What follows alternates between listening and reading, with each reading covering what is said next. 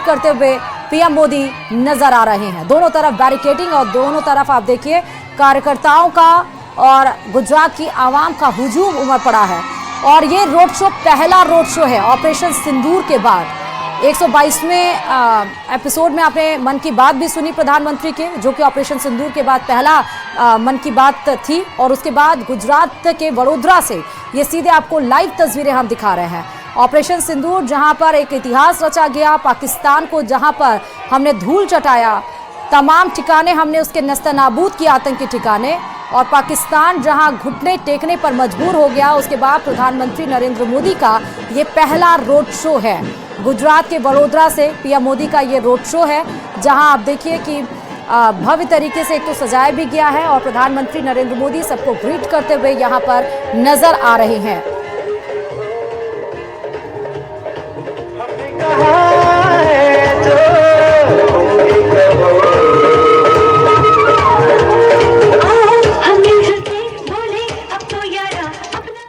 तो पीएम मोदी का ये गुजरात का आप दौरा देख रहे हैं।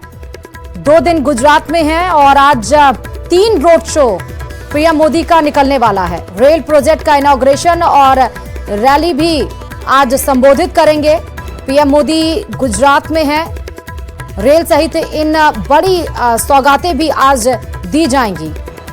फिलहाल आप ये सीधे तस्वीरें देख रहे हैं वडोदरा से। यहां पर खास तैयारियां भी प्रधानमंत्री नरेंद्र मोदी के लिए की गई हैं।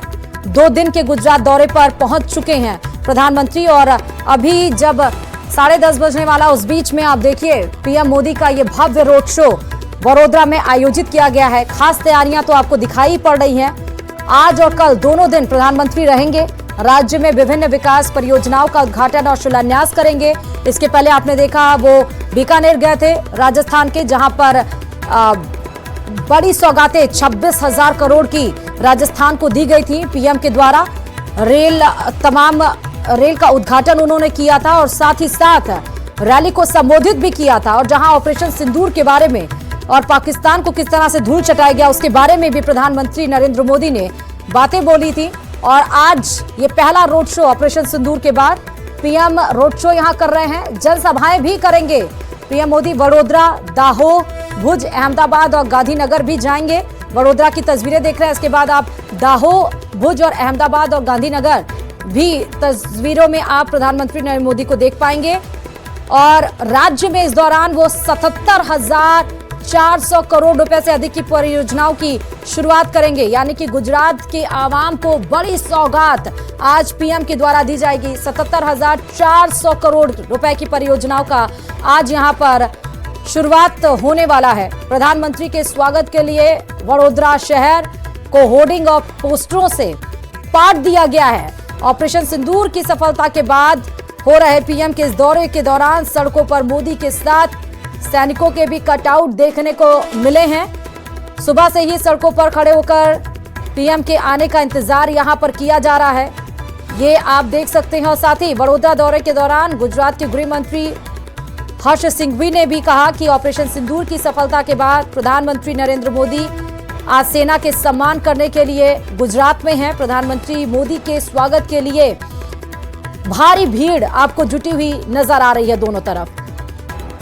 ये सीधे तस्वीरें हम आपको वडोदरा से दिखा रहे हैं। आप देखिए कि राजस्थान के बाद गुजरात का ये दौरा बहुत महत्वपूर्ण हो जाता है।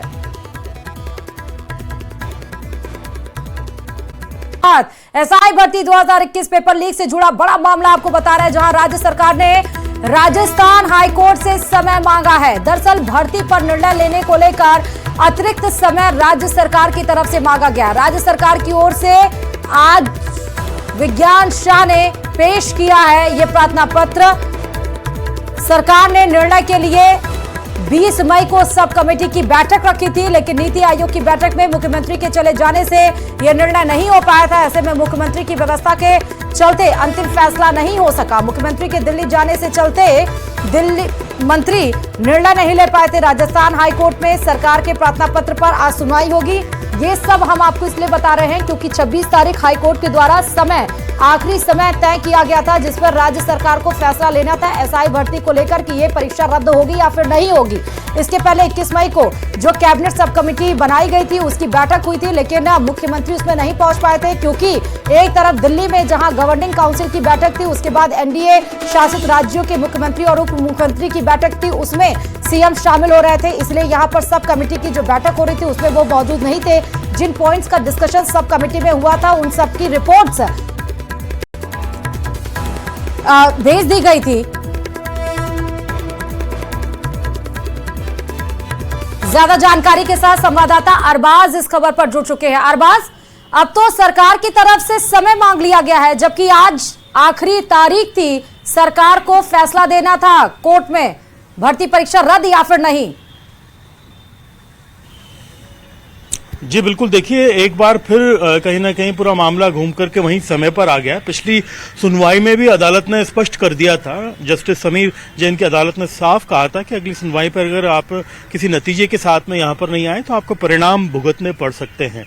इसी पूरे मामले के दौरान जिस तरह से जब पिछली सुनवाई में ये बात कही गई थी तो 13 मई को राज्य सरकार की सब कमेटी की ओर से बैठक रखी गई थी, लेकिन ऑपरेशन सिंदूर की वजह से वो नहीं हो पाई थी। जिस तरह के घटनाक्रम रहे, फिर बाद में 21 मई को बैठक रखी गई। हाईकोर्ट में 26 मई को सुनवाई होने की वजह से 20 मई को उन्होंने बैठक की। बैठक में भी कहीं ना कहीं ये इशारा दिया था कमेटी में शामिल सभी मंत्रियों ने कि अभी हालात इस तरह के नहीं हैं और अभी चीजों पे और गहनता से विचार मंथन किया जाना है ताकि किसी ठोस परिणाम की तरफ पहुंच सके।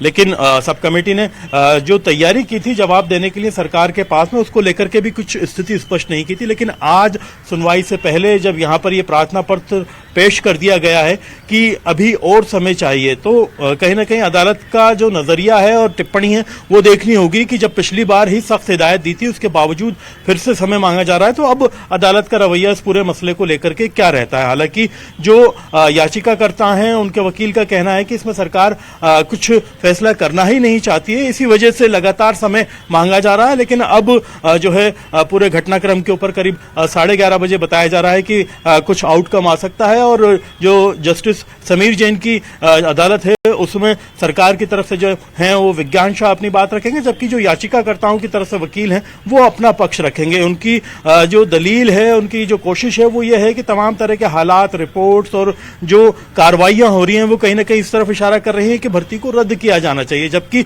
जो दूसरा पक्ष है वो लगातार इन तमाम तरह की दलीलों को खारिज करता रहा है और ये मांग करता रहा है कि ये भर्ती रद्द नहीं होनी चाहिए। हालांकि सरकार ने इस पूरे घटनाक्रम में तमाम बिंदुओं को जांचने के लिए ही सब कमेटी का गठन किया था, लेकिन जो सब कमेटी किसी नतीजे पर नहीं पहुंच पाई थी, लगातार चीजों को बारीकी से अध्ययन किया जा रहा था। उसके बाद में अब ये माना जा रहा था कि कुछ आउटकम आएगा। आप ये देखिए कि पिछले साल नवंबर से लेकर के लगातार कुछ ना कुछ अपडेट्स होते रहे हैं और अदालत ने पिछली सुनवाई में काफी तल्ख टिप्पणी करते हुए स्पष्ट कर दिया था कि वो कोई ना कोई सख्त एक्शन इस पूरे मामले के अंदर लेने वाले हैं। 26 मई का इनको समय दिया गया था। आज फिर अदालत के अंदर ये प्रार्थना पत्र पेश कर दिया गया है कि वक्त और चाहिए, अभी हालात और कमेटी की रिपोर्ट इस तरह की नहीं है कि किसी नतीजे पर पहुंच पाए। अब देखना यह है अदालत क्या कहती है और कुछ ही देर में सुनवाई शुरू हो जाएगी यहां पर और सुनवाई शुरू होने के बाद में, दोनों पक्षों की बात सुनने के बाद में अदालत का जो नजरिया है और टिप्पणी है उसके ऊपर नजर सबकी टिकी हुई है। लेकिन ये बताइए अरबाज, बार बार तारीख दी जा रही है, उसके बाद राज्य सरकार की तरफ से जो समय मांगा जा रहा है, कोर्ट क्या इस पे कोई एक्शन नहीं ले सकता है? क्योंकि पहले ही डेडलाइन तारीख तय कर दी गई थी 26 मई की, अब वजह कुछ भी हो। देखिए डेडलाइन जो अदालत की तरफ से तय कर दी गई थी, लगातार इस घटनाक्रम को लेकर के आप देख सकते हैं कि राजस्थान के अंदर सियासत पूरी तरह से गर्म है। पहले किरोड़ी लाल मीणा एक्टिव रहे, वो पिछली सरकार से लेकर के अब तक हंगामे करते रहे। अब जो है हनुमान बेनीवाल जो है इस पूरे मामले को लेकर के आंदोलनरत है। कल कितना बड़ा शक्ति प्रदर्शन किया वो भी आपने देखा और जो सब कमेटी के मेंबर भी हैं और सरकार के मंत्री भी हैं गजेंद्र सिंह खीवसर, वो भी कह चुके हैं कि जब ये सारी चीजें हम बारीकी से समझ रहे हैं, देख रहे हैं, तो इस तरह की शक्ति प्रदर्शन हमें किसी भी तरह से इफेक्ट नहीं कर सकते हैं, क्योंकि हम ठोस नतीजे पर पहुंचना चाहते हैं ताकि किसी भी पक्ष का कोई नुकसान ना हो और इसमें कोई ऐसा नतीजा लिया जाए जिससे जो है लोगों का नुकसान कम हो और अदालत के अंदर जो है कोई ऐसा ठोस रिपोर्ट का परिणाम पेश किया जा सके जिससे बाद में चैलेंज करने में दिक्कत ना हो। और जो सिचुएशन है उसके अंदर कहीं ना कहीं अब ये देखना है कि इतनी सियासत, इतनी रैलियां, इतनी सब कुछ होने के बाद में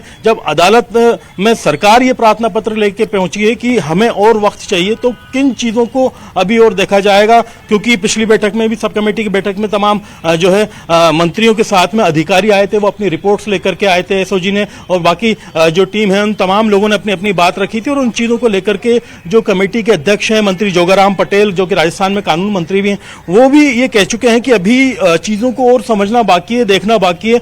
अगर जल्दबाजी में कोई फैसला लिया जाएगा तो फिर वो इतना मजबूत नहीं होगा। रिपोर्ट को जिस तरह से फाइनल किया जाना है, तो उस हिसाब से उन्हें लग रहा था कि कुछ बैठकें और होंगी, उसके बाद में वो किसी ठोस परिणाम पर पहुंच पाएंगे। अब आज जब सरकार की ओर से विज्ञान शाह जो कि वकील हैं सरकार की तरफ से, वो रखेंगे अपनी बात, तो अदालत इससे कितने एक तरह से देखा जाए सीरियसली लेती है और क्या दलील यहां पर पेश की जाती है समय मांगने के लिए, इसके ऊपर सब कुछ निश्चित करेगा। क्या वो अदालत में जज को सेटिस्फाई कर पाते हैं कि नहीं कर पाते, कि उनको वक्त क्यों चाहिए, और वो जो पिछली बार की टिप्पणी थी कहीं ना कहीं उसकी वजह से लोगों की नजरें हैं, क्योंकि अदालत ने साफ कर दिया था कि आप अगर 26 मई को कुछ अगर यहां पर नतीजा लेकर के नहीं आते हैं तो फिर आप परिणाम भुगतने के लिए या फिर एक्शन के लिए तैयार रहिए।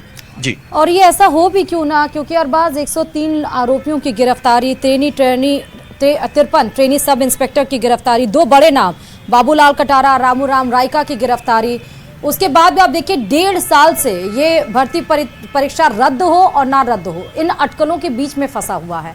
इन सब के बाद भी अगर राज्य सरकार किसी अंतिम फैसले पे नहीं आ पा रही है, पिछले दिनों जो कोर्ट में इस पॉइंट्स को लेकर डिस्कशन हुआ, उसके हिसाब से आपको क्या लग रहा है कि आज कोर्ट का रवैया कैसा रह सकता है? देखिए, कोर्ट पूरे मामले को लेकर के इंतजार कर रही है कि सभी पक्षों की बात को सुना जाए, चीजों को समझा जाए। याचिकाकर्ता लगातार इस भर्ती को खारिज करने की बात कर रहे हैं। आपने जो तथ्य अभी पेश किए, उन तमाम चीजों को ही अदालत में रख करके याचिकाकर्ताओं की ओर से यह बात की जा रही है कि इस भर्ती को रद्द किया जाना चाहिए। पिछले आपने विधानसभा और लोकसभा चुनाव में देखा कि पेपर लीक सबसे बड़ा मुद्दा बना हुआ था राजस्थान की सियासत में, और सत्ता परिवर्तन में जो ये मुद्दा है काफी महत्वपूर्ण रोल अपना अदा कर चुका। उसके बावजूद जब सत्ता परिवर्तन हुआ तो अभी तक लोगों को इंतजार था कि कुछ ठोस और बड़ा एक्शन हुआ, गिरफ्तारियां हुई, एक्शन लिए गए, लेकिन भर्ती रद्द नहीं की गई। इस चीज को लेकर के लंबे वक्त तक खुद कैबिनेट मंत्री किरोड़ी लाल मीणा भी नाराज नजर आए, लेकिन जब उनकी बात जो है सरकार से बनी, उसके बाद में हनुमान बेनीवाल इस पूरे घटनाक्रम को लेकर के हमलावर हुए। इन तमाम चीजों को देखते हुए अब ये देखना जरूरी है कि ये सारे तथ्य जब लगातार रखे जा रहे हैं याचिकाकर्ता की ओर से अदालत में, वो एसओजी की कार्रवाइयों को, गिरफ्तारियों को लगातार की जा रही खुलासों को यहाँ पर अदालत में रख रहे हैं, और अदालत इन चीजों को लेकर के, उन तथ्यों को लेकर के गंभीर भी है कहीं ना कहीं। इसी वजह से पिछली सुनवाई में टिप्पणी इतनी तल्ख थी कि सरकार को स्पष्ट संदेश दे दिया था कि आप अगर अगली सुनवाई में कुछ आउटकम लेकर के नहीं आते तो फिर नतीजों के लिए तैयार रहें। ऐसे में अब सरकार जब वक्त मांग रही है तो उन्हें जस्टिफाई करना पड़ेगा कि हम वक्त इसलिए मांग रहे हैं, और इस जो है बड़े पेचीदा मोड़ पर हमारी सब कमेटी की जो रिपोर्ट है अभी अटकी हुई है, इसलिए हमें इस पर और बैठकें करनी है और जो है आगे रिसर्च करना। तो ये देखना होगा कि वो अदालत को कौन सा पक्ष अपने एक तरह से देखा जाए जो बात है, अपने जो मुद्दे हैं, अपनी जो दलील है, उनसे जो है अपनी तरफ आकर्षित कर पाता है। अब अदालत में आप अगर देखेंगे जस्टिस समीर जैन जिस तरह से पहले तमाम मुद्दों को लेकर के अपनी जो है बहुत बेबाक राय रख चुके हैं, तो अब आज की सुनवाई में वो अदालत में सरकार को वक्त देते हैं या फिर कोई एक्शन लेते हैं, ये बड़ी बात है जो देखनी होगी, जिसके ऊपर सबकी नजर बनी हुई है। जरा ये बताइए, इसके पीछे रीजन जो दिया जा रहा है वो ये दिया जा रहा है कि दिल्ली में नीति आयोग की बैठक में मुख्यमंत्री के चले जाने से वो निर्णय नहीं ले पाए, ये जो रीजन है। और आज जो 26 तारीख थी सरकार की तरफ से फैसले लेने की, क्या ये रीजन, ये जो बताया जा रहा है कारण, क्या ये सफिशिएंट मान लिया जाए कोर्ट में कि कोर्ट सरकार के द्वारा जो कारण बताए जा रहे हैं उसके पक्ष में फैसला देगी? लाइव चल रहा है फिर देखिए, इस पूरे घटनाक्रम में जो दलील रखी गई है वो यही रखी गई है कि नीति आयोग में जिस तरह से बैठक थी और जो बातचीत की गई थी प्रधानमंत्री की ओर से, पूरे देश भर के लोगों को भी बुलाया गया था और अलग अलग बैठकों का दौर जारी रहा। उससे पहले भी ऑपरेशन सिंदूर की बात कही गई थी और सरकार ने अपनी व्यस्तता बता करके ये बात कही थी कि सब ठीक है। कमेटी के जो लोग हैं ठीक है, बाकी अरबाज। लोग